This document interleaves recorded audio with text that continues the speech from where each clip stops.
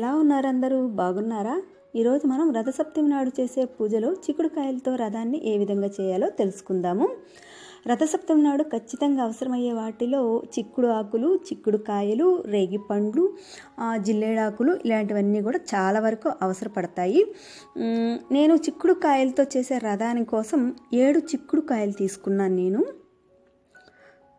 తర్వాత ఇవి కొబ్బరి పుల్లలండి, ఎండు కొబ్బరి పుల్లలు తీసుకున్నాను. లేదు అంటే పచ్చి కొబ్బరి పుల్లలతోనైనా సరే ఈ రథం తయారు చేసుకోవచ్చు. ఇక్కడ మాకు ఇవే దొరికాయి అనమాట, అందుకని నేను వీటితోనే తయారు చేస్తాను. ఈ రథానికి ఎందుకు ప్రాముఖ్యత అంటే, చిక్కుడుకాయల రథాన్ని సూర్యభగవానుడి రథంగా భావించి పూజ చేసే సమయంలో ఉంచి పూజిస్తారు. రథసప్తమి అంటే సూర్యభగవానుడి పుట్టినరోజు.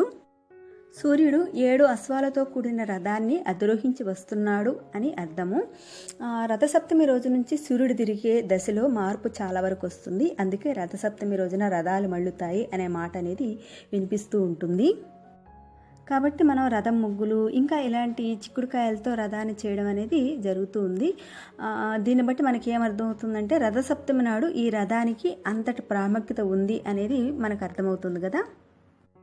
సో రథసప్తమి నాడు చేసే పూజలో మేము ఏ విధంగా చిక్కుడుకాయలతో రథాన్ని తయారు చేస్తాము అనేది మీతో షేర్ చేసుకోవాలని ఈ వీడియో నేను తీయడం జరిగిందండి. ఈ వీడియో మీ అందరికీ బాగా నచ్చినట్టయితే, ఇంకా మీకు యూజ్ అయినట్టయితే లైక్ చేయండి. అలాగే మీకు తెలిసిన వాళ్ళందరికీ కూడా ఈ వీడియోని షేర్ చేయండి. ఇంకా మీరు ఏదైనా చెప్పదలుచుకున్నా, అడగదలుచుకున్నా కానీ ఖచ్చితంగా కామెంట్స్ ఇవ్వండి. నేను వాటన్నిటికీ కూడా ఆన్సర్స్ ఇస్తాను. మరొక కొత్త వీడియోతో మళ్ళీ మిమ్మల్ని కలుస్తాను. అంతవరకు బాయ్ బాయ్.